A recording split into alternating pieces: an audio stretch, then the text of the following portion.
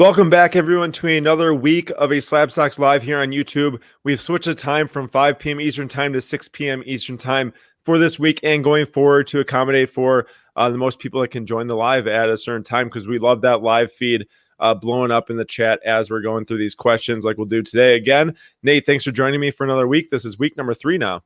Always a pleasure. Always a pleasure. Really actually look forward to YouTube Lives on Monday nights. Actually become one of my favorite parts of the week. Yeah, for sure. Same with me. We decided a couple weeks ago to start this up, and it's for sure I think almost my favorite piece of content we do now. So let's get this screen shared up here and just start rolling through it, because of course it's going to take us about an hour or so. So first question here from Michael Brown, 28. We have, what are some pros and cons when buying NBA Panini Donruss versus Optic? Which is a better investment? So as you can see here on the screen, we have the Optic. I'll stop that highlight. There we go. We have the Optic rookie on the left in the enlarged picture, and then the Donruss on the right for the PSA 10s. For the pop report, there's 3,032 PSA 10s for the Optic. There's 4,209 PSA 10s for the Donruss. Looking at the sales prices, most recently we've had $725 buy it now for the Optic PSA 10 and a $375 buy it now for the Donruss PSA 10. And these are trending upwards right now going into the season.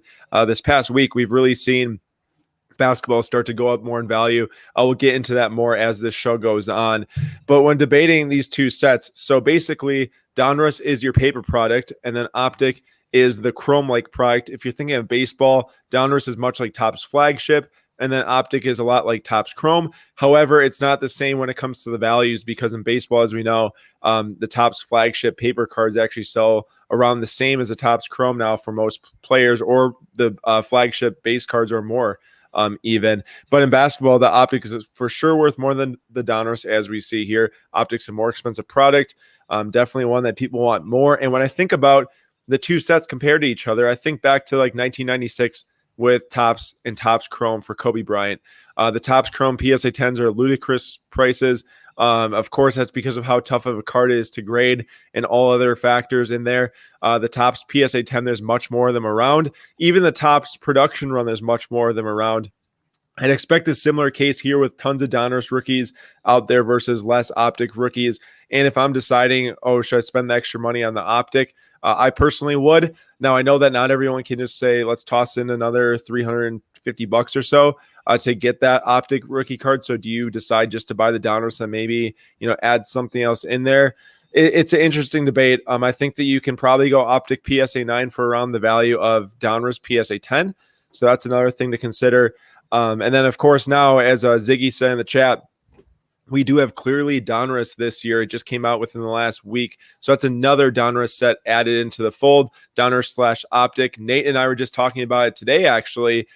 Do we think that Donruss clearly Donruss might actually, hold up over time, because it's a really exciting Donruss set versus the normal Donruss set, which is a little more meh with the paper. And I was telling Nate, I think it really just depends on how the graded card market shakes out. It's the first year of the release. We have to see how the PSA 10s are selling, the PSA 9s. And of course, the prices will probably stabilize within the next month or so. But there's a lot to consider there. If it's me, I'm going Optic is the better investment. But I understand if you can't get into the Optic PSA 10, maybe go Optic PSA 9. Just also jumping in this chat. What's up, everyone? Ziggy, Michael Brown, NHLJ. A bunch of people have said hi. D Nick the One, Global Sports Cards. So welcome everyone that is joining. Aaron brings up, which was a question I had to Aaron today, which he just answered, was, do we think it's the right one? And I'm just thinking that because, like Aaron said, Donruss is so boring. Nobody wants Donruss, right?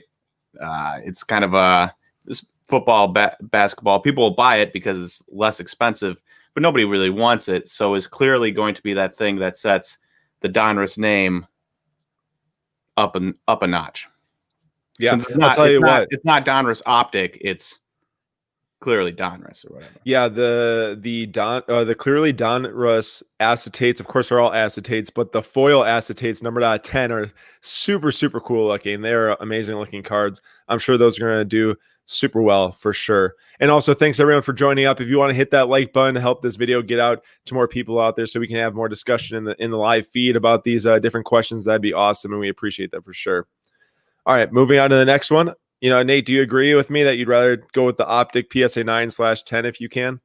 I would go with Optic all day over regular Donruss. I've never looked at Donruss cards and said, "Man, I want to own that." Yeah, same with me. Where I've looked at plenty of Optic cards and said, "Yeah, that'd be cool to own." I would say that some of the Donruss lasers actually look pretty cool. The ones that have like the foil, that's like it's kind of like a sunburst, but that's getting into a very small parallel debate at that point. But as a product whole, I'd agree. All right, so thoughts on Trout Prism 2012 PSA 10, even though it is not licensed, low pop around 400. So we have the price here. Last one sold on auction for $370 shipped.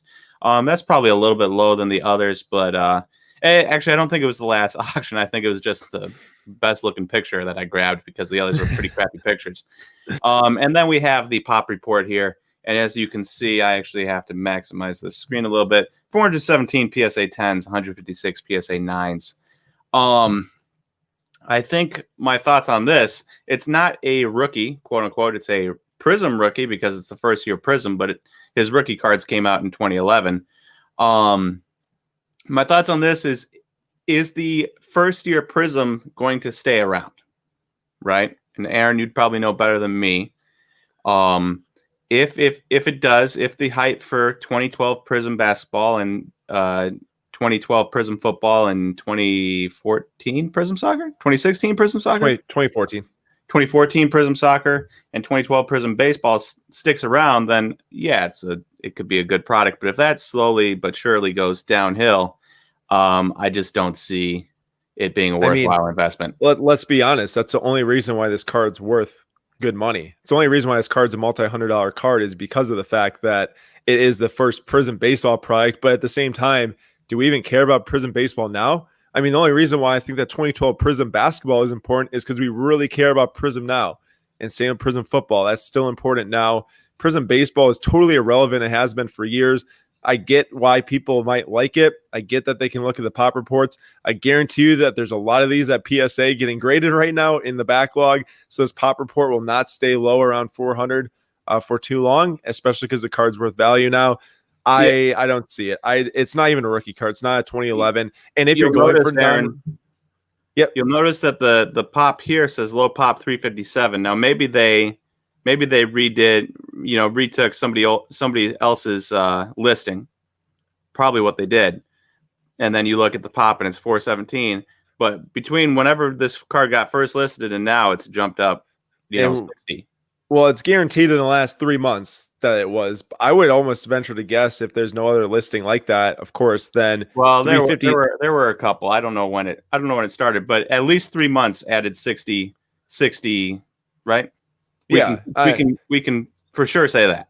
Yeah, and I'd even say that I've every day when we send our emails, if you haven't signed up, go to SlabStox.com, scroll on the page a little bit and sign up for it. It says Sunday Inbox Trends. You'll get direct emails about our eBay targets and investment newsletter daily. Each day when I go through and do the pop reports, I really need to update those numbers again because I've just been doing some copy and paste to get those numbers recently. But I've noticed that some of these cards, I mean, there's hundreds of 10s being added a month or less. And there's a huge backlog sitting there. And I do really think that this card will be 1,000 pop card at some point. It will definitely double by end of quarter one, 2021. I can almost guarantee it, especially because it's a base card, which is why. Yep. No, you can keep going. I was just going to say, which is why, base cards are risky because there's a lot out there. Once people actually unearth them, if they become valuable, get graded, then we start to see more supply. The demand definitely has to stay for this card to even be up in that multi-$100 range, given all the other factors we talked about and not even being a rookie. I was just going to add, if I'm going non-rookie Trout, I'm going 2012 Topps Heritage for sure, or 2012 Topps Chrome, because he didn't have a 2011 Topps Chrome rookie. I like that. I like that approach instead of the prism. A couple comments over here. Keylock Kick says first edition of a popular set. I would say it sticks. Prism Keylock Kicks is definitely a popular set, like Aaron mentioned. It's just Prism Baseball, not popular, and hasn't been popular ever. And so there's the Prism name, which is popular, but Prism Baseball, which is not popular. So you gotta balance those two out. And then Ziggy knows sports cards dropping a little bit of knowledge on us. Did you know 2020 will be the first calendar year with no NBA Prism release? 1920 released in 2019. 2021 will release in 2021. Yeah, it's coming out in March. It's a really delayed approach. I was just talking with Sam about it yesterday because Sam is releasing a Sam Dunks video tomorrow based on the NBA release schedule and also the prospects with the season coming up. And we were talking, I'm like, dude, there's no Prism until March next year. And if you think about it, normally the draft happens in June. The season starts in October, and we have Prism by December. This year, the draft isn't happening until middle of November. They have to do the photo shoot, whatever else, to get those pictures and their jerseys. There's no way they can turn around that in like 2 weeks. So, of course, it gets pushed out. I'd even be, kind of surprised to see it come out in March. That seems really quick as it is, but I'm sure that they're trying to speed some stuff up because that product has to get out before the season's winding down for a lot of those rookies that aren't going to make the playoffs. That product needs to be out. So, hopefully it comes out in March and doesn't get pushed back more. I agree. Also, 42 Pro says 2021 Top Series 1 is going to get a lot of my money. That is also going to be me unless I can't find retail. So I'm kind of hoping I don't find retail because I don't have the money to spend. Classic Nate, addicted to retail packs. All right. Concourse or Premier? We're talking select basketball here. One has less pop. The other looks better. Talking about the Concourse looks better than the Premier. Right now, they are basically the same price. Which do you think will do better in the short run versus the long run? Courtside or Silver Premier / Silver Concourse? So there's actually a couple different questions here. Yeah. So let me just go one at a time. So we're looking at on the screen is the Concourse on the left, the Premier on the right. Luka Doncic, Silver Rookie PSA 10s from 2018 Select. And the Concourse sold for around $3,500 in end of October. Beginning of November, the Premier went for around $3,050.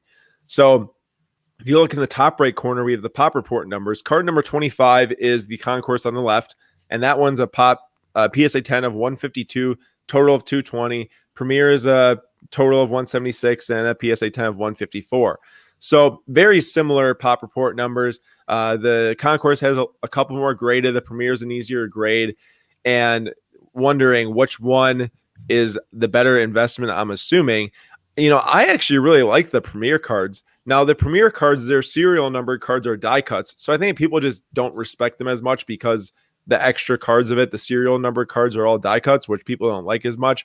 But the Concourse has a straight, like every single card looks like this. The parallels just have a switch of the border color. That seems to stick better with collectors. And it seems like it's like the respected base set of Select. So the base set of Select is normally the Concourse. The courtside is the super rare set in Select. And then the Premier is more the like die cut, different type of set. Even when I say set, I mean subset, because they're 300 cards in Select. The first 100 are Concourse, the second 100 are Premier, and then the third 100 are courtside. I don't happen to have a courtside picture on here because I completely forgot the last part of this question. But talking about courtside base versus Silver Premier and Silver Concourse, I can pretty much say off the top of my head the Silver PSA 10 courtside Luka, a base courtside PSA 10 Luka is around a pop 140 for a PSA 10, and it sells for around $5,000. So that card is much more respected as we sit right now. The courtside PSA 10 base Luka short print versus the Silver PSA 10, even though that the pops are around the same. I'd venture to guess that there's similar production run between those cards, but the courtside does much better. I think it is a better looking card. Those look amazing from 2018. In my opinion, one of the best courtside sets ever. And talking long run here, what would I go with if I'm choosing? I would probably... It's a really tough call because all these are so similar. They all have good pop numbers. They're all low. They're all rare. They're all worth a lot of money, of course. I think that I would probably do the courtside just because it's such a unique card and the pop is so low. And we know that there's short prints, the base in there. They're really, really rare. There's only 2 courtsides per box, I think, of any parallel per box of Select. and you're for sure getting more silvers than that. I feel like of the concourse per box. Maybe you're not. But so similar stuff. I go with the courtside PSA 10. However, something to think about is it is much more expensive. So maybe it is worth going with the Premier if the numbers are similar. But I don't know if that Premier set ever gets the demand that the courtside or the concourse gets. I just said a ton of words, Nate. I don't know if you have any more thoughts to add, but I'm gonna pretend like I paid attention the entire time. Here we go. This is important. Dwayne just said, answer is just go select. And I will agree with that. That's a great way just to put it. Select has got great pop report numbers and very nice looking cards. And it's hobby only, which is very important too. So it's a great way to put it. Are you sure his name's Dwayne and not however you said it the first week? Hey, I'm super right. Just as right as you are about saying, what do you say, Chavi? No, you said Chavi. I don't even remember what you said. Oh, no, it was the X and you said Xavi or something as Chavi. Whatever. No one remembers. No one remembers that. No. But yeah, right. Select. We love Select here. Yes, for sure. All right. Here we go, Nate. Okay. So Michael Thomas is returning this week, and his prices have dropped 60 to 75% in the last 3 months. This seems like an amazing time to buy arguably the best wide receiver in the NFL. Any thoughts? Quick thought. Number one, Tom Brady gets destroyed last night by Drew Brees and the Saints. 38-3. And I have no idea what to make of this NFL season because the Packers destroyed the Saints. Obviously, Michael Thomas didn't play, but the Packers destroyed the Saints. I'm like, yeah, the Packers are a good team. And then the Packers lose to the Buccaneers and they lose to the Vikings. And I'm like, maybe they're not a very good team. And then the Buccaneers destroy the Packers. And I'm like, oh, yeah, they're a good team. But then they lose 38-3. And so it's been all over the place. At one point, I didn't think the Saints were good. I thought the Packers were good. And I didn't think the Packers were good. And I thought the Buccaneers were good. And then I didn't think the Buccaneers were good. And I think the Saints are good. So I don't know what to make of it. As for Michael Thomas, you see here, we've got some prices up here. And so September 9th, 2020, this is a day before the season started. The season started September 10th on a Thursday. And this is $809 shipped. You fast forward all the way to the last sale, the last auction sale that has happened on eBay, and that's October 29th. So it's a little bit ago. We're looking at $197. Can I make a statement quick? Yeah. This Michael Thomas card was the most overpriced card in the moment. One of the most overpriced cards of 2020 on that September 9th sale. $805 for Michael Thomas that was worth like $50 in most of his career is outrageous. Yes, and it's all because some people started to buy up running backs and wide receivers because of fantasy football rankings. And then everyone started to get hyped around that who just fell into, just everyone talking about it. And that's what happens. And now we see why running backs and wide receivers should not be invested in if you're trying to play it safe, I should say. I don't want to tell people I can't buy running backs and wide receivers if they want to, because if you want to, you can. But there's so much risk that comes with it. And this is pretty much right here why. Yeah. So you're looking at the risk. And so the question is, it's dropped a bunch, 75% just right here. Seems like an amazing time to buy. I would say no. One, because of what Aaron just pointed out, that they're overpriced. Number two, because if you look up Dalvin Cook, and I'm sorry I didn't make a slide out of this, but Dalvin Cook has had back-to-back games where he's gotten 200-plus yards from scrimmage. He had 4 touchdowns last week. I don't know how many touchdowns he had this week. I probably At least one. At least one. At the start of the season, before the season started, you're looking at $250 for a PSA 10 Dalvin Cook. Now, as of today, there's a couple that have best offer accepted, cross out 205 and cross out 199.99. After the 2 best games from Dalvin Cook of his career back-to-back, we're talking lower prices than what they were at the start of the season. And Dalvin Cook hasn't been injured. He missed a couple games, but he's played 8 games and he has 6 games. He's played 6 games. He's played 6 games and has 865 yards from scrimmage and 12 touchdowns. Yeah, let's just say he's the best skill position player in the NFL this year. So he's been the best running back in the NFL, and yet his prices are still lower than at the start of the season. So what you're seeing in Michael Thomas isn't just injury, it's people just not being interested in investing in those players right now. So I would say no, now is not the time to buy Michael Thomas. Now is the time to focus on basketball specifically, or save that money and in a month or two focus on baseball. I'd even say look at some of the quarterbacks that are doing well, but are down 50% from when the season started. We have a slide on that later. All right. Well, to add in here, 42 Pro says for wide receiver and running back, you need to be realistic on returns. 50 to 60% gains are solid. Don't have to 2 to 4x every card to make money. Totally agree there. 100% agree. But elaborating further on what Nate said, I was actually looking into making a post on Dalvin Cook last week after he destroyed the Packers. Super sad about that. And his cards literally went up $10 from like when Nate said they were $250, they went down to like $150 after everyone started to lose interest in those football cards. And then they only went up to like $175 after that game. And now recently after this last game, again, doing amazing. It's definitely not above $180. It's, going off of what Nate just said. Yeah. So there's just so little opportunity if you think about how well Dalvin Cook did. And Vincent says Burrow and Herbert getting all the attention. I would also say Tua and Kyler Murray. Yeah, but the interesting thing is that Kyler Murray prices haven't moved in the last 4 weeks. They've been like $500 PSA 10s over the last 4 weeks. But at least they haven't dropped.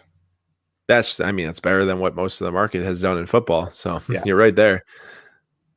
All right, moving on to the next one. And before we move on to this next question, thank you to all 81 viewers here. Really appreciate it. Please hit that like button to help us distribute this video to more people. And if you're interested in submitting a question for next week, go to the description of this video. We have a link to the form for next week's YouTube live question and answer submission form.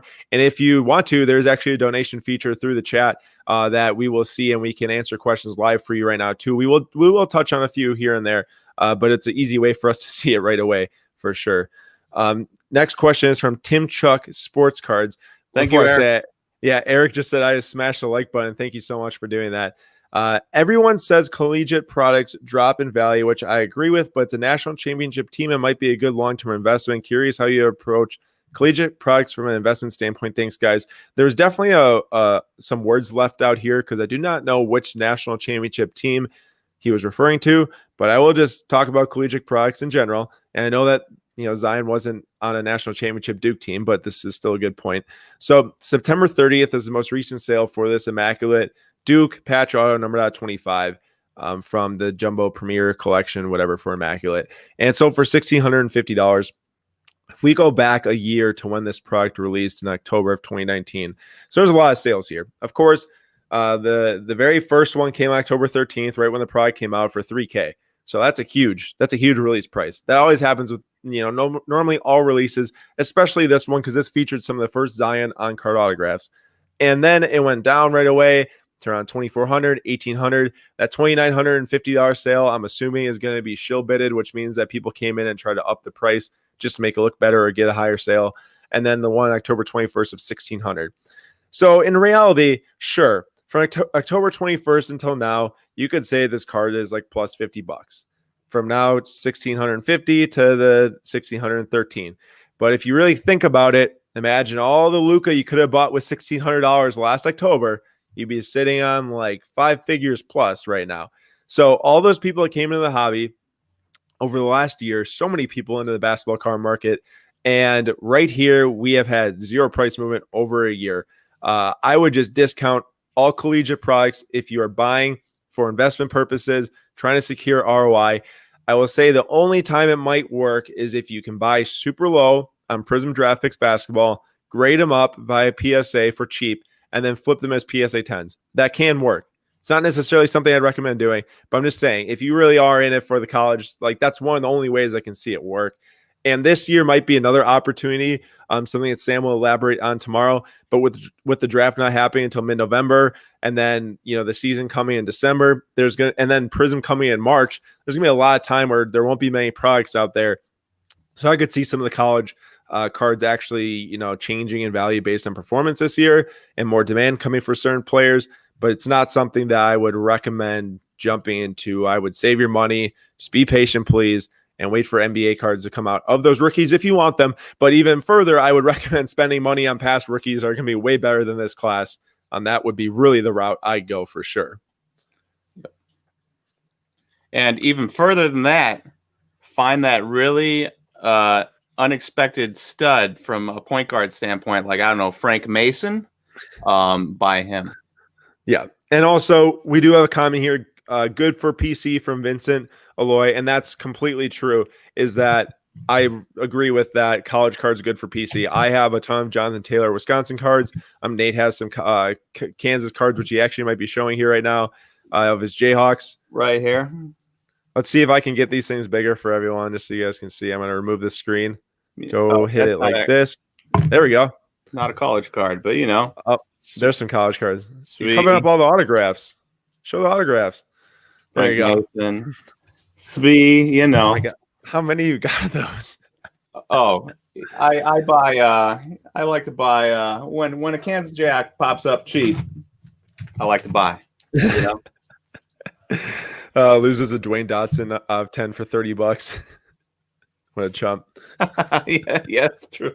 All right, moving on here. With the hobby growing towards rarity, will we see growth in the unpopular short print cards such as Fast Break and Red, White, Blue? Fast Break serial number cards seem to be very cheap compared to the Prism / Ice parallels. And the next question is very similar. So I grabbed some data here on Trae Young. Similar sale dates between, they were a week apart, but 2018 Prism Red Fast Break numbered 125 down there. PSA 10 sold for $1,922. And then the Purple Ice numbered 149 PSA 10 of Trae Young from Prism sold for $2,900. So the difference between these two cards is that the Purple Ice, first off, better looking. And then the Prism Fast Break Red on the bottom, they came out of two different box configurations. The top one came out of hobby boxes, which is like the big, release for Prism. You want the hobby boxes if you're doing investments. In the sealed boxes, I'd say those are the best boxes. That's where the best cards come out of. You can get the golds out of 10 out of there, the black 1 of 1s, the Mojo out of 25. You go on a Fast Break and you have a bunch of different weird parallels that are added, like the red disco, the blue disco, purple disco. It's all just kind of like an additive that isn't the real thing. So yes, people still buy them. They're obviously worth money. $1,900 for a PSA 10 red numbered out 125. But that's more scarce than the Purple Ice numbered out 149 that went for $2,900. Definitely the Purple Ice from hobby is a way to go. Over the past year and a half, when I've been telling people, or helping people buy different basketball cards in our email network, I've been pushing all along. Hobby parallels are the way to go. You got the Purple Ice of 149, Red of 299, Blue of 199, Purple of 75, Orange of 49, Blue Ice of 99, Mojo 25, Gold out of 10, black gold numbered out 5, and black 1 of 1. I think that's all of them for the serial numbered hobby. I know that was fast, but you can watch this back later. That's the way I go. And then to talk about, and to answer the question, do I think with people going towards rarity, will they start to, favor something like the red Fast Break numbered out 125 over the Purple Ice of 149? I do not think so. I think that the demand is going to be with those hobby parallels, the good looking ones. The Purple Ice is an amazing looking card. And then in terms of the red, white, and blue compared to the base, I do not like the red, white, and blue parallels. I do think that that's probably the very worst parallel. Like a, depending on the year, it kind of looks like a barbershop. Yeah, 2018 looked like a barbershop. So I'm not saying that it's just like awful. You shouldn't buy it. I just believe that it's the worst Prism parallel. So I guess that's kind of ripping it. It comes out of the hanger packs. There's 3 per pack for those. And then comparing it to the base is just like what the most people want. You don't see everyone going nuts for red, white, and blue, and I don't think that that'll happen in the future. I think buying the base is a better bet, even if the pop report numbers suggest you should buy the red, white, and blue. I'm always about those pop report numbers. Now, if you get into like, should I buy the green over the base? 100%. I totally think that, because 2012 Prism had greens all the way up to 2019 now. And for the foreseeable future, I'm sure it'll stay in there. So that's a different discussion. But for the most part, definitely stick with the hobby over the Fast Break if we're talking serial number parallels and that much money. Jumping over to the comments here quick. Jonah says, yet his rookie silver PSA 10 is still 2,000.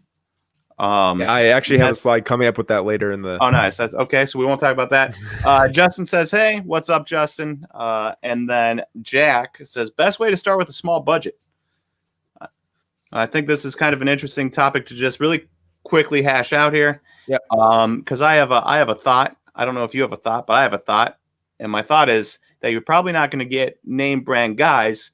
So you're going to want to start looking on the fringes of guys that can either become starters Or potentially starters, not guaranteed starters. But like last year, I really loved Devontae Graham, mainly because I'm biased towards Kansas Jayhawk players, but also because I was like, there's not much talent there in Charlotte. I know what he can do. If he gets the chance, I bet he could become a starter. Sure enough, he did. You could have bought his cards for like 25 cents, and now they're selling for like $13 a piece, base, non-graded. In baseball, if you're going like prospecting side, you look for pitchers that seem like they might be able to explode with the right teaching, and you find a guy for $3 and turn him into $8, $9. They're not going to be big name guys, but you can definitely do it if you find the right guys in the right situation. Yeah, and I think that you go look at it two ways, like Nate's saying. Do you buy the guys that can get into a better situation and their cards are cheaper for the good brands, or do you buy the stars just in worse cards? And if you're doing that, if you're buying the stars in worse cards, like I'm talking like Donruss and Optic. I'm talking, yeah, buying Donruss or buying like even if a 2019 Prism draft picks like John Morant, if you're looking at that big of a budget drop, then that might be a way to go if you're able to go the grading route. I do not think that there's much of a market for non-graded John Morant, just trying to flip him like that. But if you go with the graded route, off of that, $15, $17 a card, then you can do well there too. I think you just got to look at one of two ways. Am I going to prospect on small guys that can get big, or am I just going to go with the solid guys with worse cards? So the ROI is probably more limited, but it's more safe in some cases. With Erling Haaland being renowned as one of the bright young stars in soccer, is he a hold or sell high as expectations are still huge for him being on a lacking national team? I feel like there may be better investments, but I do enjoy watching him play while owning one of his top value cards. That's my dilemma. Thank you. So I did not really pull this question to give a big breakdown on Erling Haaland and his national team possible success or not success. I really just want to focus on the last sentence here before the dilemma part. I feel like there may be better investments, but I do enjoy watching him play while owning one of his top value cards. There's not much more that you can ask for than having fun in the hobby, owning a card of one of your favorite players, having it be valuable, and enjoying the fact that you can, partake in Erling Haaland's success as he goes through different clubs and plays well with Dortmund. And clearly he's amazing too. He's, scores a ton of goals, has been in the Champions League since he's been in the Champions League with Salzburg. I think that's one of the best ways you can look at sports cards is, owning a piece of a guy you love watching and love enjoying seeing to do well. And for that reason, I think you should hold it. I don't know if this is the exact card you have, the PSA 10 refractor of Haaland, but it's very short print, I know. And the PSA 10 pop will be low, and it's $27.75 right now. If you're not in a bad financial situation, I'd say hold it, enjoy watching and enjoy the ride, because that's one of the best things that you can do with sports cards. I mean, that's why so many people are involved, or to take part in the sport with also owning a small portion of a player in a card. And it's really fun. Aaron, how much fun was it a couple years ago, summertime, when we're paying attention to, we buy pitchers for prospect autos when nobody else did, because everyone's like, don't buy pitchers. But how much fun was talking like 2 years ago we're talking. Yeah. Two plus years ago, in fact. Yeah, a while ago. How much fun was it to watch Nate Pearson his first year? Watch, Josiah Gray, guys like that dominate, and you're like, you don't normally pay attention to minor league baseball, at least most people, and yet you follow along with these guys, and you're really excited when they play in Double-A and throw 6 innings of 2 hits and 8 strikeouts. Yeah, I'd say I probably had a year to two of really a big involvement in the minor league baseball Bowman Chrome market back in the day with Nate, and that was the way I was involved in minor league baseball over this last year and a half or so. Not being in the Bowman Chrome prospect market, investing in it, buying, selling, whatever. I really don't have that big of an interest. Of course, I have an interest from the fact that it's part of the card market. It's it's a very big baseball sector and all that stuff. Like, I definitely care for it, but I wouldn't follow just a random pitching line of some Astros prospect who's number 5 on the list for the fun of it. Yep. I had a bunch of Forrest Whitley, and it really, made me a big fan of Whitley, and made me, really want to check up on the scores and his pitching lines and everything. And it's a blast. I mean, it's so much fun. Yes, it is. Yeah, for that reason, I'd say hold the card. Do you believe the market will keep cycling through different sectors /sports/genres Pokemon throughout the year Let me just sum this up really quick. Basically, what it's saying, some of the grammar is weird in there. Are we just going to keep seeing new markets come up, or are we going to see basketball dominate once again once the new basketball season comes? I'm going to go with the basketball market's going to dominate again, and I don't know how much there is left to go. Yeah, there's Yu-Gi-Oh. Yeah, there's Digimon. There's some other things that people partook in as kids, and still find some enjoyment in and whatnot. But when it comes to like what is the heart and soul of the most people involved in the space, it comes with basketball. And really, there just had to be some excitement. There had to be some announcements of the season coming back. And I've been saying it for months now as the last season wound down. And Nate and I have done a lot of content. Sam has too, telling people buy into basketball, buy into basketball, buy into basketball. It came through our newsletter a million times. It came through YouTube a million times, Instagram. We've really seen over this past week the prices go crazy. I mean, crazy in a smaller sense than normal. But if you look here at this YouTube video I did last week, I actually took over Sam Dunks for last week. I did the 3 basketball card market indicators, talking about Luka Doncic, PSA 10 base, Zion Williamson, PSA 10 base, rookie, and Giannis Antetokounmpo. And I was not making this video to say these are the 3 best cards to buy. That's not even close to what the video was. It was follow these prices. As you see these prices change, you can expect the rest of the market to start to change with it. This past week, we've seen Luka go from $1,350 to $1,500. Zion go from $550 to $600 to $625. We've seen Giannis go from $3,300 to $3,600 around there. So we are seeing more people jump back into basketball right now. And these are high volume cards. The reason why I really pointed these out is because it takes a lot of the market to buy these, to move the prices on them. It is not an easy card to move the price on because there's so many that are out there being bought and sold. The liquidity on it's very high.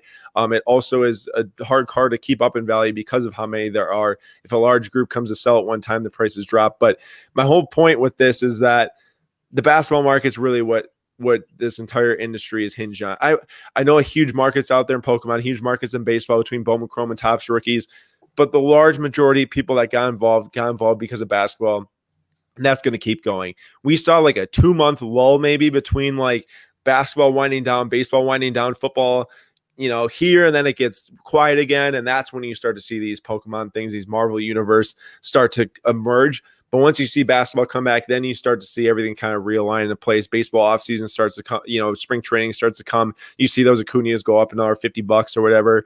That's really where I'm at it. And I think, Nate, you might agree with me, but do you have any thought on that? I am definitely in agreement with you. And it goes along the same conversation of when to sell, right? You see all this hype, you see prices build. When do you sell? And a lot of people are like, oh, I got to sell in the playoffs. I got to sell when they're, winning the championship. And what do you see? You see everyone list their cards at the same time. And so, yeah, I don't know why my thought process went this way, but it's just, you watch basketball go up and then go down and other things take its place. Well, once basketball starts up again, is it time to sell Pokemon? We've already seen the time to sell football come and go, right?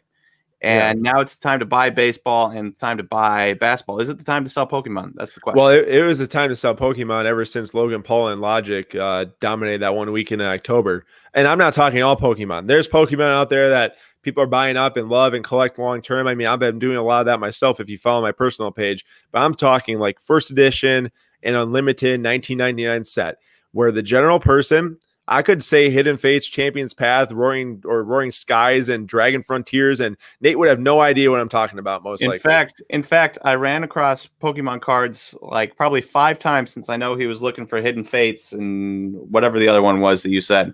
Champions Path, yeah. And every time I got into the store, I could not remember for the life of me what in the world it was called to be looking for. So the general person has no idea what those sets are. But I say 1999 first edition base set. And Nate knows exactly what that is. I know what that is. And that's exactly how it is with a lot of people out there. That's all they know. That's all they're going to buy. And that market just rose too fast. And it happens all the time with many different places in the space. And I'm not saying that it's a bad buy long term. I'm just saying if you're looking at a short term, like 3 to 6 month thing, you should have been selling it like a week or 2 ago when the hype was at the all-time high for that first edition 1999 set and the unlimited set, which there's just more supply out there of those cards. I think that Pokemon's a huge market going forward, though. I think that there's definitely gonna be a lot of people involved in the space. But right now, Nate's right, should be selling over the last month or at least 3 weeks up till his basketball season, and really like transition those sales from 3 weeks ago into these basketball investments now that we're seeing. And it's really good that the basketball market dropped, because new floors had to be made for new people to come in and buy and see opportunity. If you don't have a new floor made after a dip, what are people going to be hinging themselves on? Just an infinity rise? At least that they know, they have in their mind, like, where can it go back to? Can Luka get back to 2K if he has a triple double in the first game? Stuff like that. That's important to have in a market. And then my follow-up question is, so the hype, we watched the hype for football, right? And it was building. Season came, maybe stayed for a week or two, and then right down. So we're going to watch hype get built for this December 22nd start date.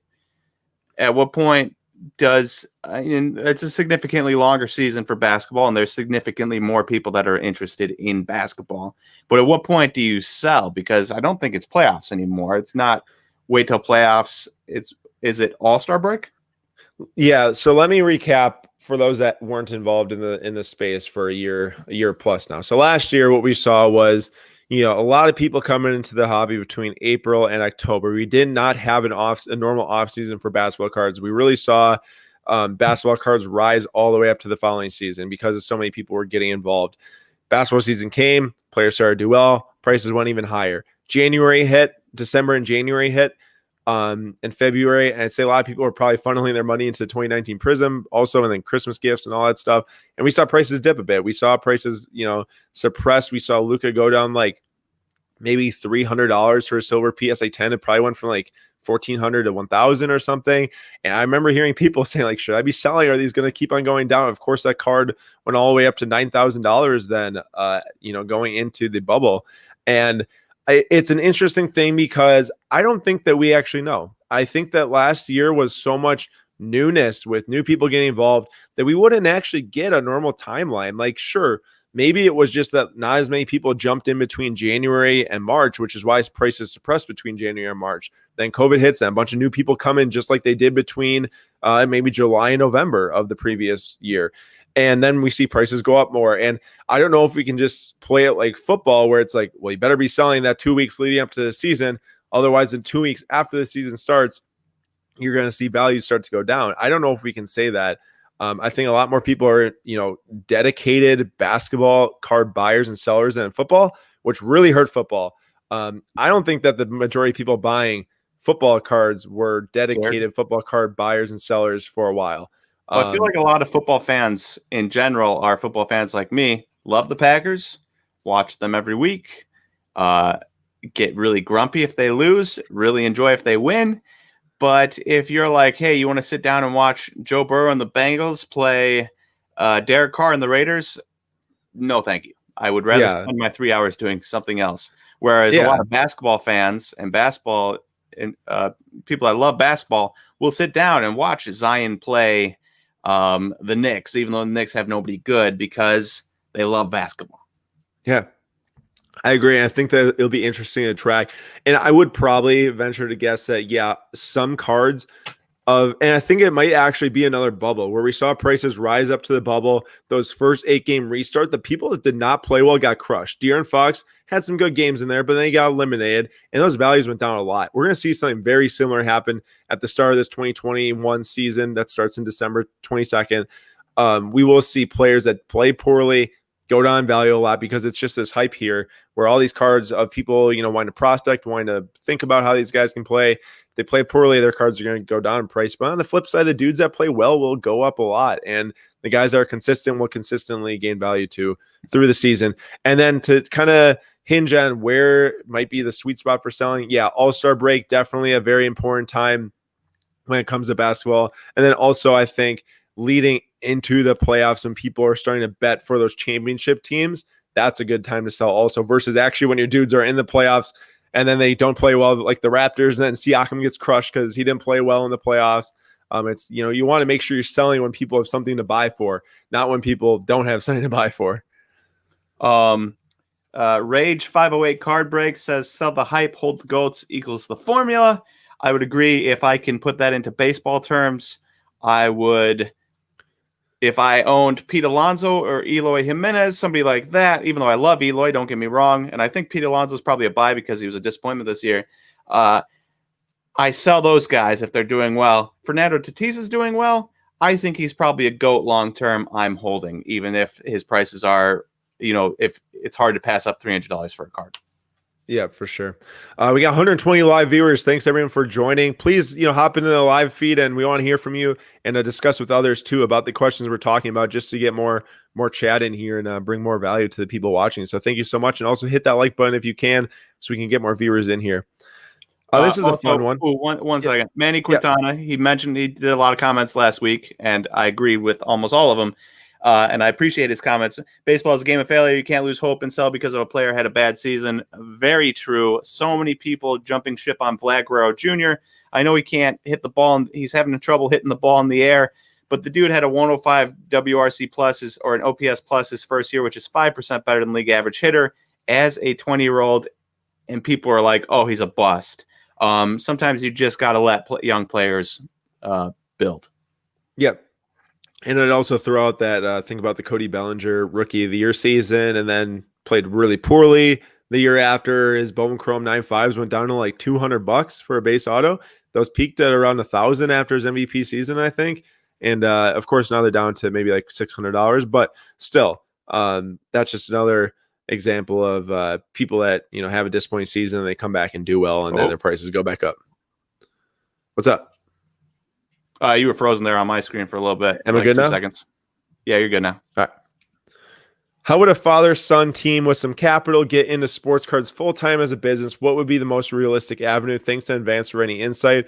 I will say this. If you are looking to get involved in this as a full-time business, it will take a lot of capital investment, and will take a lot of time, and will take a lot of energy, and you really have to be in love with it, because you most likely, unless you're just an absolute madman buying and selling and being able to turn these cards with grading orders and knowing which players go up in price and sets and everything, if you're looking to get into it from a shop perspective, you definitely have to acquire a shop with allocation, because so many people these days are like, I got money, I want to get boxes, I want to do breaks, I want to flip the boxes at distributor pricing, but you can't get that pricing unless you have allocation. You need to own a shop. You have to have a storefront, a brick and mortar. It's the only way to get allocation. You have to acquire something most likely. And like you said, you got to have a lot of capital. So it is possible. And it is a very fun thing. If you can do it and you can survive financially, I'm sure it'd be a blast for you and your son to get into it, or you and your dad, whoever made the comment here. But I think there's a lot of opportunity out there.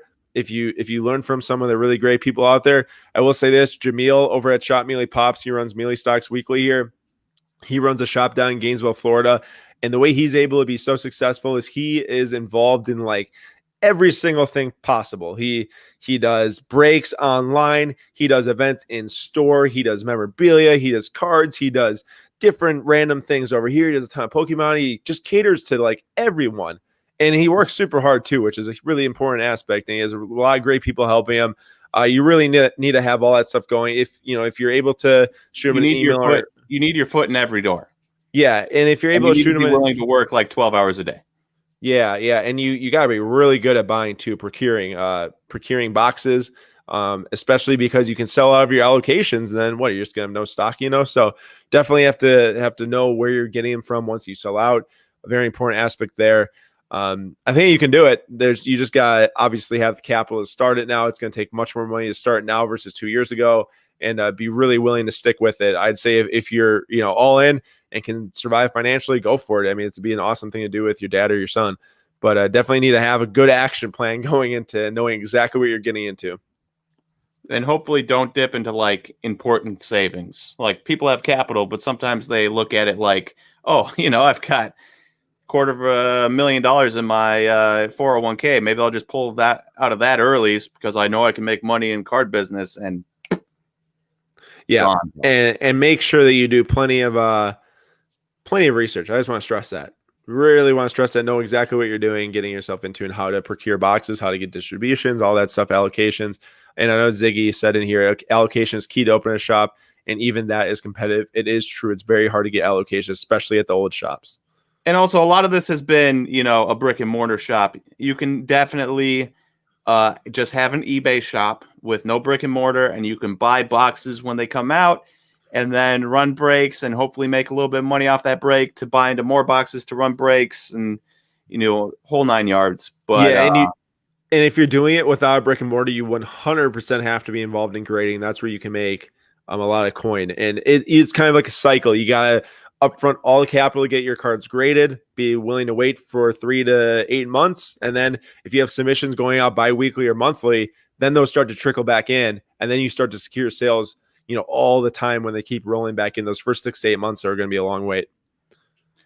Hey, Jack, for places to buy both graded and ungraded, obviously eBay, but also check out mycards.com, COMC, as I say, COMC, as some people say. What other ones are there, Aaron, for graded and non-graded cards? Graded and non-graded? There's actually not that many that do both. Yeah, I'd say those are two biggest that do both. All right. We got to start hurrying up here about halfway through. Why do non-serial numbered silver/hollow parallels sometimes hold more value than serial numbered parallels of the same card? Quick comparison here. Going back to Trae Young, on October 6th and October 8th, Blue Av 175, PSA 10, 1,275. That's the fast break disco I was referring to earlier. And then the silver is going for 1,700 on October 8th. It's clear that this is all a demand thing, because if it was based on supply, then the blue would be worth way more money. There's around 3,000. No, there's around like 1,800 PSA 10 silver trays, and that's just the graded by PSA. It's not BGS, it's not raw. But the Blue Av 175 right there, there's only 175, no matter the grade, no matter the company, no matter if it's raw or not. It's all just a demand thing. Everyone wants the silvers. It's been hinged on that, for a while now. It's, as Vincent says here, silver is king, and that's just where people gravitate to, especially the newcomers in the space. What would I do? Would I go with the silver over the blue? I'm not sure if I would. I do like the blue from a collectability standpoint, knowing that there's only 175 serial numbered out there, but I can see why the silver sell for more. Peeps asked, does anyone else think that the box break fad might just fade? Might as well do scratch off tickets. Just saying, I think it's not fading right now because boxes are so expensive that it's hard to put up $500 for a Prism box. But if you really like the, Atlanta Hawks, you can buy their team for $60 in a break and get all those cards instead of trying to buy a box and hope to see what you hit. So I don't think it's going anywhere as long as the prices remain high. Yeah, as long as people are entertaining, and that's what it's really for, is entertainment value for sure too. Yep. With prices in the sports card market changing rapidly in some cases, if you're trying to buy or sell a card where there have been no recent sales, how do you accurately set a price to buy or sell when last sold comps are no longer relevant? This is not the best example I came up with. I was having a tough time searching for eBay sales, but it's just the theory of that you can apply on your own. Is that I take a player who is like the player you're looking for. So if you're looking for John Morant there was only one sale on October 17th, and you want to figure out October 22nd, how much should I be paying for my John Morant, but there's been no sale since October 17th. You can find a sale similar to it in a similar time frame, like a Zion PSA 9 that sold for $1,800. The John Morant sold for $710. And then you can go and look at the most recent Zion sale of $1,850 and say, okay, around the same price. So on October 22nd, you can say, okay, around the same price for John Morant. I think that's a very easy way to do it. If you're trying to find prices of players that don't have comps or different cards that don't have comps, find a like card, a like player, and do some division and math, and then figure out a multiplier on what you should pay for your card. And that's a good way to get around it. Well, it might not be perfect, but you can't sometimes with how scarce cards are. How do you think the market will react to the start of the NBA season, taking into consideration that players on teams that played well into the playoffs will likely ease into the season? I could see a hot start from players like Steph, but do you think his value will be overinflated, and or players like LeBron's value underinflated? So yeah, this is where someone brought up earlier about Trae Young going for $2,000. A ton of people are buying Trae Young right now. His Prism base are up to 550. They're down around 400, 425, a few weeks ago. I think a lot of this is due to people being like, Trae is ready. Trae hasn't played since March. I think he's going to be totally energized, ready to go, going to dominate the NBA when he comes back. While someone, I'm not saying, Luka, I'm just trying to figure out, some type of guard on a team that went deep into the playoffs is like, I'm going to take the first couple weeks slow. Yeah, well, Oh, wait. Devin Booker. Didn't go to the playoffs. Yeah, Devin Booker. He's had some time off. I'm just being dumb. I got you. Okay, how about a guy like I don't want to say Jimmy Butler because I'm sure he'll be going 100%. But Yeah. any of those dudes, that the rumor is LeBron won't start. I heard about that. Anthony Davis is going to be feasting at the start of the season. So I think that's a good example, is that Anthony Davis without LeBron might all of a sudden have unbelievable stats as like the only guy there. Yeah. And then that could be huge price increases. I don't know. Yeah, and any of these guys that didn't show up to the bubble of the last 8 teams, you think like, I don't know, Kobe White maybe with a new coach in there, maybe he's super ready to go. Those are also players I do believe that you might see going up the most going into the season because people might be anticipating that now. But I do think there will be some of that. Some players resting and not going as hard. Guys like Steph and Clay, they might start the season 10-0 for all we know. If they get out to a hot start. Yeah, I'm glad you brought up anticipation because that's a big thing now. You want to find the next Luka, right? And so guys that you're like, oh, who's going to pop off to score a ton? Trae Young looks like a unbelievable scorer. Okay, I'll invest in him. Instead of waiting to see if he does become it, you are anticipating it along those lines. Who becomes, and I bring him up a lot. I know I'm biased, but who becomes the next Devontae Graham to come out of nowhere and become a solid player? And so you're looking at guys like Kobe White, though obviously a significantly higher pick.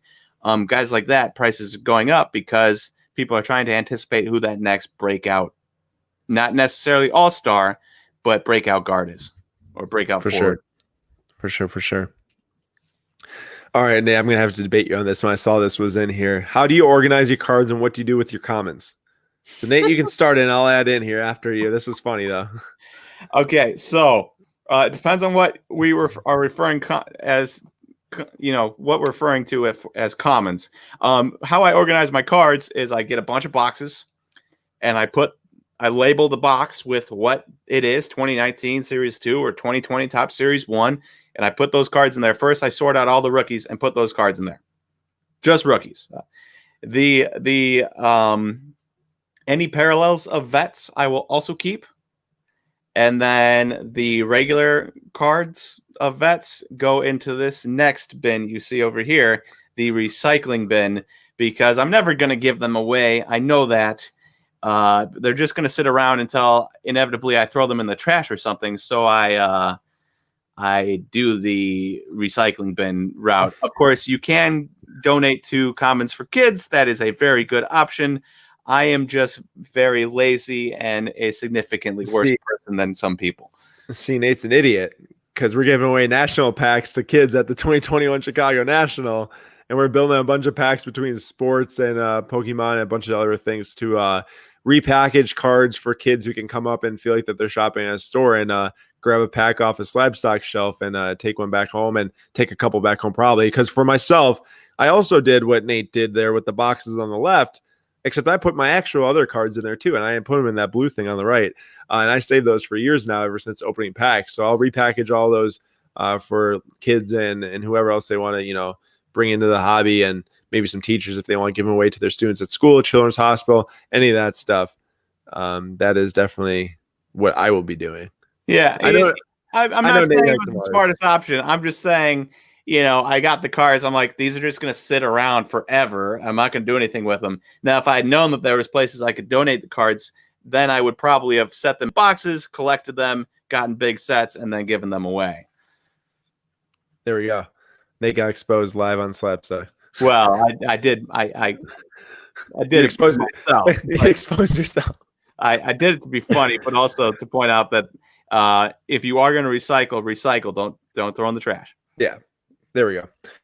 Got back into the hobby recently after being involved in the 90s. It seems the last big card technology innovations with refractors, die cuts, acetates, and relics comes from that era. I saw that Topps will have a black matte finish with a release later this year, which sounds new. Anything else you would like to see or have heard is on the horizon. I haven't heard of anything like really crazily new coming, but I want to point out 2 things I'd like to see done more often. One, and actually it's just one thing, just between 2 different sets. So on the right here, we've got the Topps Triple Threads Wooden 1-of-1 patch auto Acuna from TTT, like I said. And it's not real wood, but I would like to see more textures on cards, not just your chrome, not just your glossy base, but textures. The Charizard on the left, which happens to be the one I just pulled today, it's not my exact card, but Nice it's a good brag. picture. Humble brag. It has texture on that card. You can kind of see it on the screen, not perfectly, but it is kind of, it'd be like a little scratchiness to it, almost like a record player or something on a record, where it's got a really cool texture to it. And, stuff like metal, I know with elements that they're doing that in football, but just cool stuff like that. Maybe some natural elements or some texture-based cards, something more than just your gloss or your chrome, something like that. And then also, talking about innovation, way back in like 2012 or 2010 or something, they were doing these HRX cards from basketball products where you get the redemption, you redeem it, and they send you back this really thick looking card in a plastic case. And a lot of them don't work anymore, but you like press a button and it starts playing highlights of the player in the card. There's like a little programmed in video into it. Really weird. Really weird stuff. Most of them don't work anymore, I hear, but it's kind of like the rage, and I never even saw one until a couple years back, or a couple weeks or months back, I should say. That's kind of cool. If you could find one that's working, do you think it'd be worth anything? I think it would be. I should have grabbed some pricing on it, but that'll be maybe next week. We'll look into that. It'd be interesting to see. I mean, you rarely see those things out in the wild in the market, but it's a really interesting, weird thing that they started to do. And now most of the innovation has to do with some blockchain digital crap that. Who cares about that? Unless it comes with a physical card, I don't want it. No one else wants it. The stupid you're looking through eBay every night and you run into a card and you're like, that's a digital card, isn't it? And like, why would somebody pay 99 cents for this, let alone some people paying like $100 for a rare Patrick Mahomes digital rookie card? I don't know, man. And then you got Panini now selling just digital cards on their blockchain stuff. And like I said, unless it comes with a physical card that's linked to it, I don't want it, and no one else does either. Can you weigh in on PSA versus BGS? Which grader do you prefer? We'll answer those first two questions here. Would you be able to do a value analysis of BGS 9.5 versus PSA 10? Is it true that BGS 9 in general holds less value than PSA 9, but BGS 10 holds more value than PSA 10? So we have this lovely thing called the SlabStox 1-to-1 playlist that Nate and I made. There's 37 videos in it. It is probably like 250, 300 minutes long with a ton of information, and most of the videos are between 5 and 15 minutes with everything you can think of in the hobby. And share this with friends and family if you guys want to get them involved. But there's a video number 33 called Grading Tiers and Values, and Nate covers it very well. So go there for the grading values and the tiers, like you're talking about 9.5 versus 10 and 9 versus 9. That's where you can find that info. But we'll give some quick thoughts here on PSA versus BGS, and I have some good thoughts I shared today on my live stream over on Instagram. But I really think that BGS is declining super hard, like very, very hard, because PSA, number one, it's a publicly traded company that has a lot of push behind it, a lot of momentum. They are doing a very good job with innovating, announcing innovations, keeping customers in the loop of how are they progressing their business to try to decrease wait times. Even if wait times are still high, they're at least taking measures and making them known for why they're high, what they're doing to counteract it. BGS is just increasing prices, getting longer wait times with little to no good communication from any higher up in the company. And the president of PSA is constantly in the loop with customers and always trying to do things to help. We have seen BGS decline hard in the last 2 years. I don't want to make a statement that, it's going to be dead, but I really think in the next 3 years, BGS can be insignificant in some sort. What else does Beckett have besides their grading and their media guides? That's about it, I think. Because if nobody's listening to their Beckett price grading things like we did in the 90s, well, maybe not you, but I did. Oh, I did in the early 2000s. Yeah, that was a shot at your age there. What, because you're 50? Yeah. If they don't have that and they don't have grading, what else do they have to fall back on?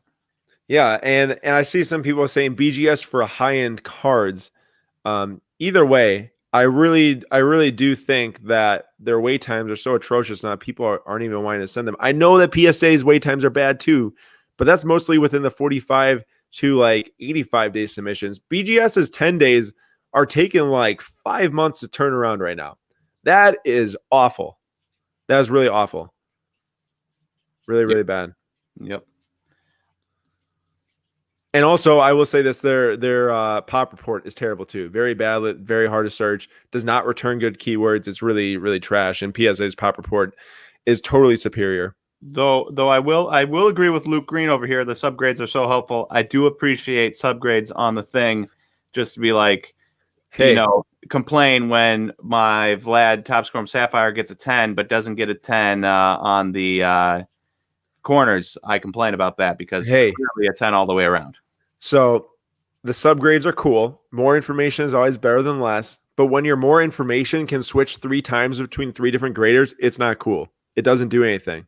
If you can get an 8.5 subgrade one time when you send it and then a 9.5 or a 10 subgrade the next time, I've seen it done before. It doesn't matter. Ziggy and that's knows, what I think.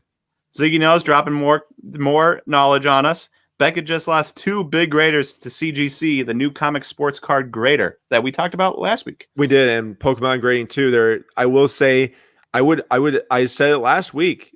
I realistically said that I think that CGC could be bigger than BGS because they have a huge comic book division, massive. They're the biggest comic book graders, and they could take a large market of Pokemon. They could, do a lot, and they do offer subgrades too if they prove that their grades matter and that their values hold. That's really what it takes is secondary market values. And people actually sending their cards to get graded there.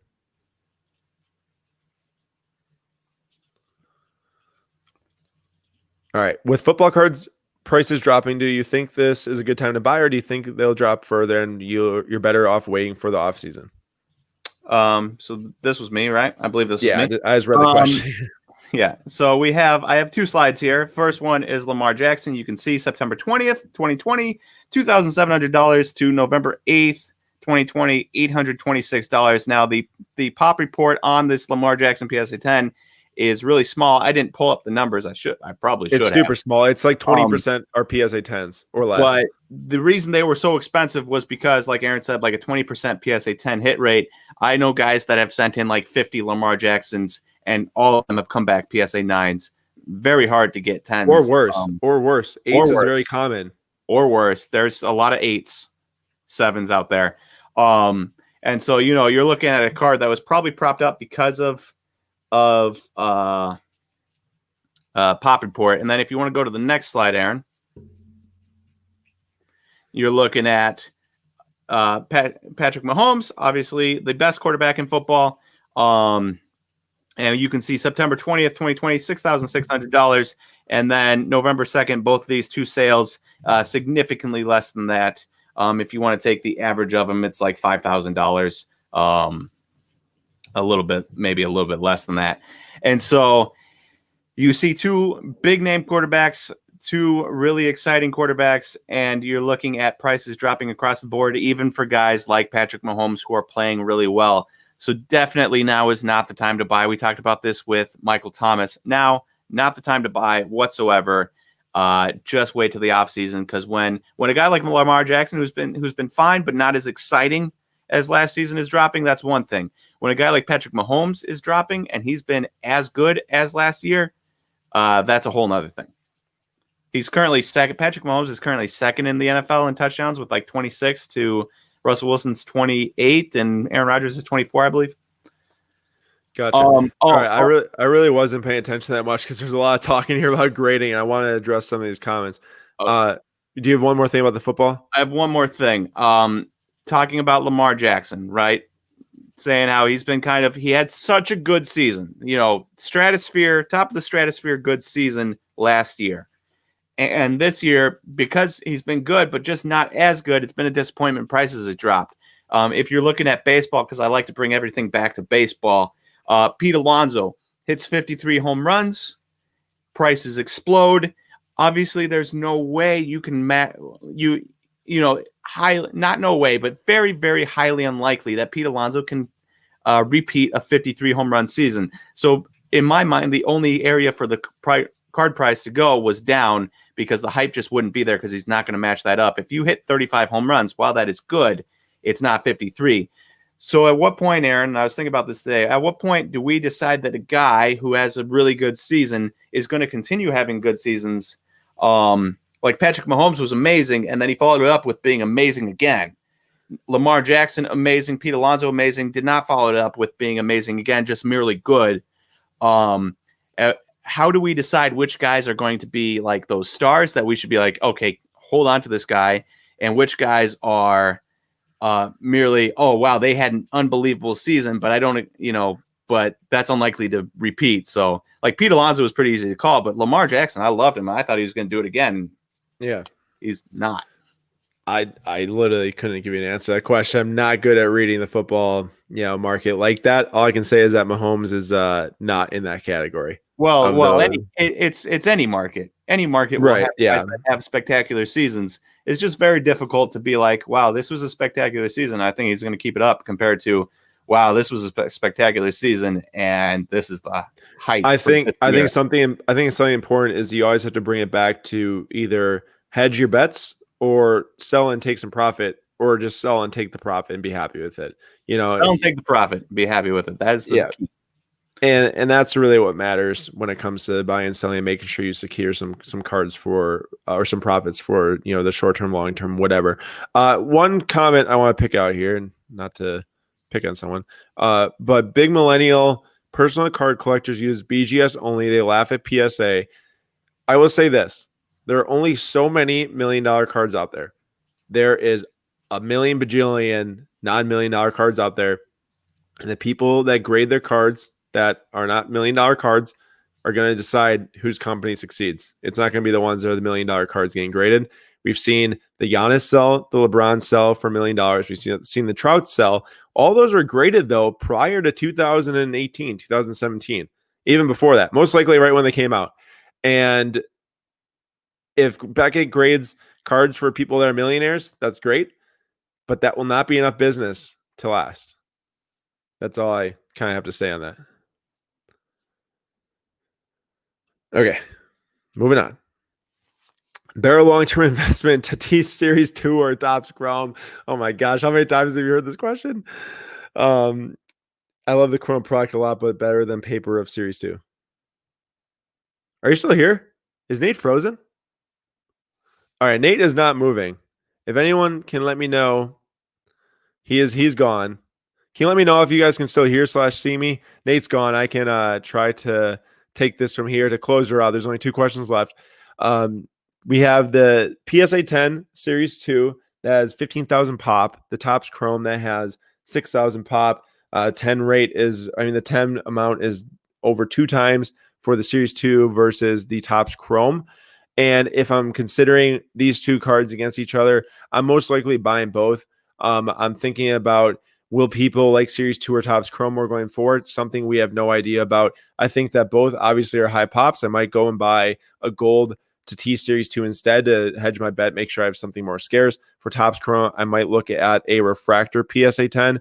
But in terms of which one am I buying for a long-term investment, I would possibly go with the Series 2 just because it's such a well-known product at this point and very expensive boxes and stuff. And I think that's and even if you guys can see there on the screen, they put it $170 for Chrome PSA 10s, $140 for Series 2 PSA 10s. This switch is starting to happen possibly because people are reading pop reports now, understanding how Topps Chrome works and everything. That's a chance for sure. Last one here to close it out. It sounds like you guys can still hear me, so that's great. Sorry that Nate got kicked off. Not really sure what happened there. And also comment here from Manny. Flagship thanks to Trout. Yes, Trout's update rookie is the only really Topps flagship rookie. There's no Topps Chrome rookie, and that has definitely done wonders for the Topps update market over the past couple of years. Which would you rather buy, a PSA 10 2002 Legendary Charizard Reverse Foil or the whole 2002 Legendary Reverse Foil set raw? So the set is, I think, 118 cards. I can't see it on my screen, but it's over 100 cards big. And oh, there Nate is hopping in the chat. It's over 100 cards large, and the PSA 10s of this card, the last one sold like early October, I think, for under $7,000. Now they're listed above $40K. So I don't really know what the true value is. let's maybe call it something around, I don't know, 20 something maybe. If I'm just choosing between the 10 Charizard or the entire set raw, it definitely depends on what the condition is. For sure, obviously, if they're all PSA 1s, then I'm taking the 10 Charizard. If they all are PSA 7s, then it's more of a debate. I think it's really cool to have a full set of this. This is one of my favorite sets, so I appreciate this question. But the PSA 10, you can't deny it. That's a very tough grade and can definitely be an important card going forward, along with the 1999 first edition Holo PSA 10 and the Shadowless. So it's a really tough call. The 10, you're getting the super scarce thing. A set, though, is really cool as well, but really the Charizard is what's going to drive the set value. I mean, the other cards definitely have value too, but I think that you're looking at the Charizard driving it, so I might go with that one over the full set raw. And yeah, Nate's internet went out in the house, so everyone give him a hard time in the comments. And last question here, I see that there was a question about Mosaic NFL 2020 worth the investment for 130 Canadian dollars. I'd say definitely not. 2020 Prism football is on the horizon. There is plenty of other sets coming for football, like Select, like Optic, like Contenders, that people will want more than Mosaic. I think it was a big mistake for people buying Mosaic before the other products release. After those products release and the prices go down, might be a great time to jump in if it makes sense based on the prices. But definitely do not invest in Mosaic right now. I'd say that's my personal opinion. I know that others have differing opinions and I might not be right at all, but just considering what sets are left to come out, it only makes sense to me that it can't go up in value really at a fast rate or even at all with those sets coming out. And while that's one of the only products on the market that has, pretty decent cards, I'd say, with the NFL jerseys. But with that, closing out this live stream on Monday, 6 p.m. Eastern time is the time we went live for those curious, just to see if you guys want to join next week.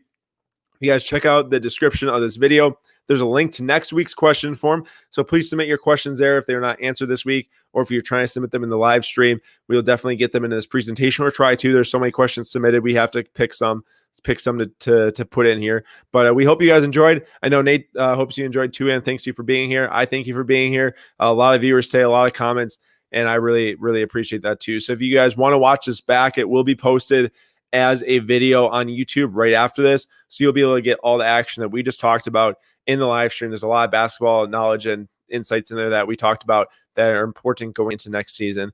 Thank you all to the 100+ viewers for being here. We will see you guys next week, and SlabStox is out.